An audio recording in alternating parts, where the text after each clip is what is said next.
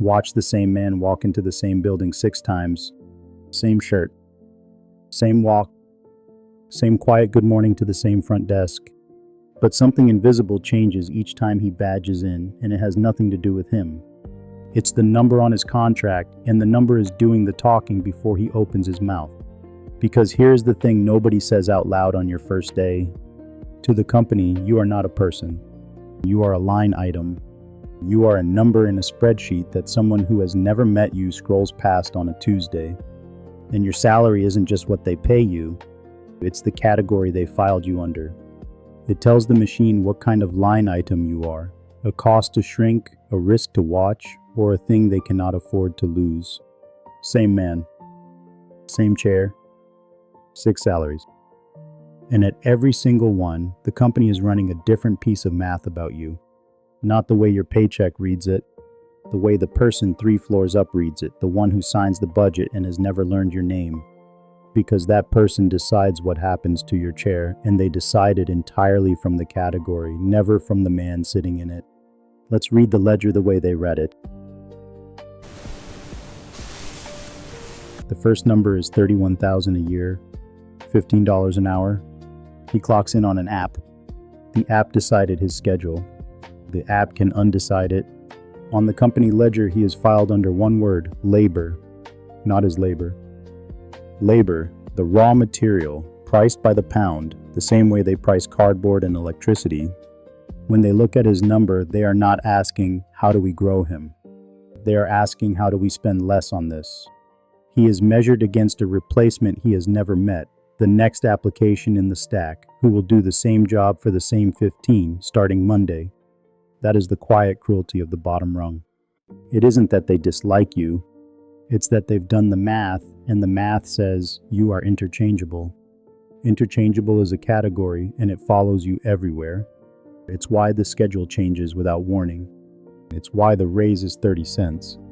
It's why "we're like a family here" is printed on a wall that nobody who wrote it believes.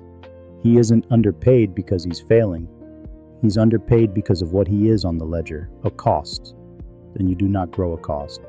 You minimize it. Look closely at how the bottom rung is built, and you can read the category right in the design. The hours that flex so the company never pays a minute it doesn't use. The close at midnight and the open at 6. The write-up for being 9 minutes late, handed down by a manager who reschedules the whole store on a whim. None of it is personal.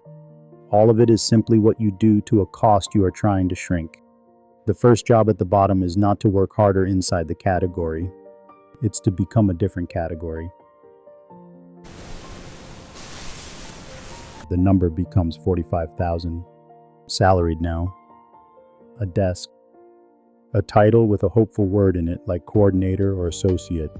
It feels like a promotion, and in his bank account it is. On the ledger, he has moved exactly one shelf up. He is no longer raw labor. He is overhead. Overhead is the stuff the company needs to run but wishes it needed less of. The rent, the software, the warm bodies in the middle who keep the emails moving. Here's how you know your category. When the quarter goes bad and the word layoffs appears in a meeting, whose numbers get circled first? Overhead. The warm bodies. Not because they did anything wrong, because on the spreadsheet they cost more than they can prove they make. That is the trap of 45. You are paid enough to feel safe and not enough to be safe. You produce something, but the company cannot draw a clean line from your chair to $1. And anything the company cannot connect to $1, it treats as a cost it is tolerating, right up until the day it stops tolerating it. The warm body's whole game is one question, and it is the same question that runs the rest of this ladder. Can you make them see in numbers they trust that you bring in more than you take? Until he can answer that, every efficiency drive lands on his desk as 3 words. Do more with less. More work, same 45, because overhead is the one line the company is forever trying to thin. He is running faster just to stay on the shelf the company keeps eyeing.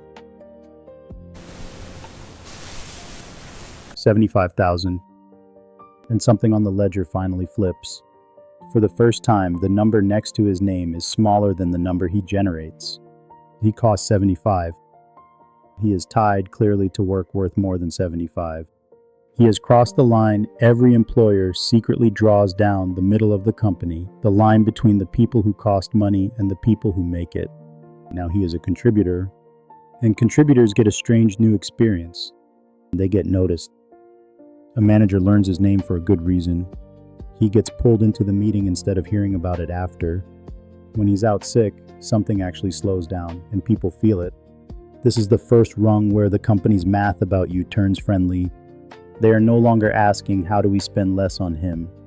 They have started asking a much better question. How do we get more of what he does? But notice what bought that? It was not loyalty. It was not years. It was legibility. The company can finally see, in a language it trusts, that you return more than you cost. Most people spend a whole career stuck one rung below this, doing genuinely valuable work that the ledger simply cannot see. The jump to contributor is rarely about working more. It's about making your value impossible to miss and impossible to misfile.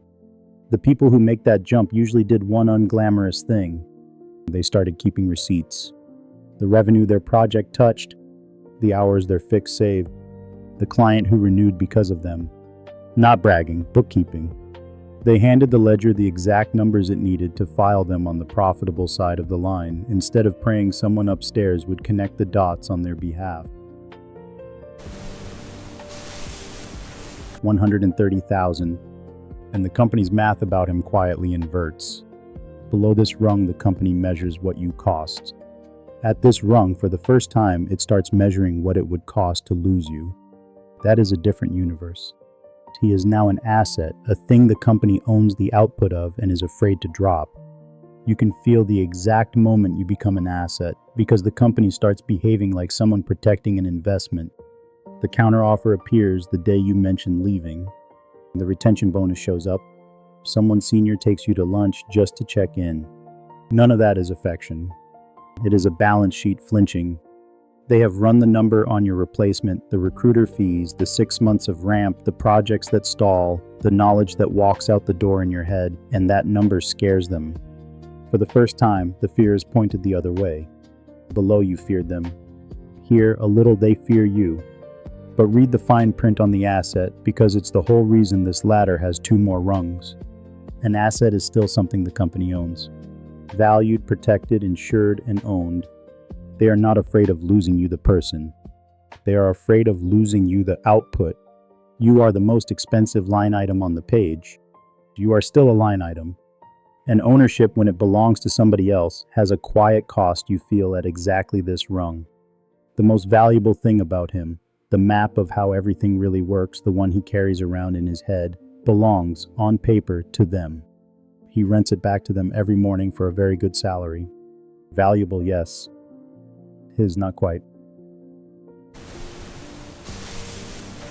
250,000, and now most of that number stops arriving as salary.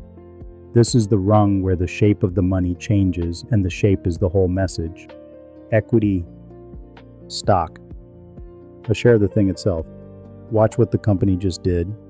For 4 rungs, it paid him to go away at the end of the day and come back tomorrow.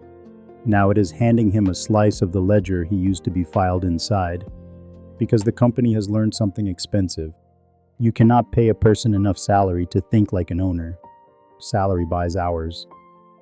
It does not buy the 2 a.m. worry, the judgment, the caring what happens in 3 years.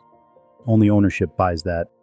So at the top, they stop trying to rent that mindset and they start buying it with a piece of the company. He is a partner now. When the business wins, his number wins with it automatically while he sleeps. He has crossed from being paid for his time to being paid for his stake. Read the equity carefully though, because it arrives on a leash. It vests over years. Golden handcuffs, they call it, and the word handcuffs is doing honest work. The company is buying his loyalty on an installment plan. It is a real step onto the ownership side, and it is still, for now, ownership on the company's terms, of the company's thing. And this is the quiet secret the whole ladder has been walking toward.